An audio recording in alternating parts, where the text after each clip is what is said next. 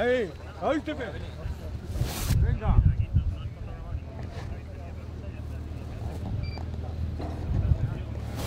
No, Villa. Venga.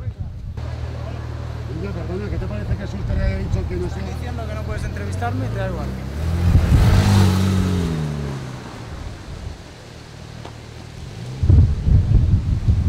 Anoche Suster en un programa de radio dijo que en el vestuario del Madrid se comentaba que los jugadores no querían que David Villa formara parte del equipo y que jugara en su equipo. ¿Te sorprenden estas declaraciones?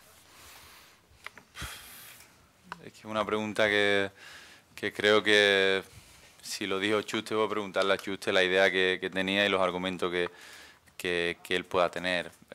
Ya te digo, yo no puedo entrar a valorar las declaraciones porque cada uno que aguante su vela, ¿no? Y en este caso, preguntarle a él. Bueno, y buenos días. Con un partido tan importante para mañana con el Valencia, ¿qué te parece que otro colega tuyo, en este caso Suster, ayer justamente haya dicho lo que han preguntado antes la compañera? Que si Villa no se ha ido al Madrid porque hay jugadores del Madrid que no quieren. Pues nosotros encantados que esté aquí.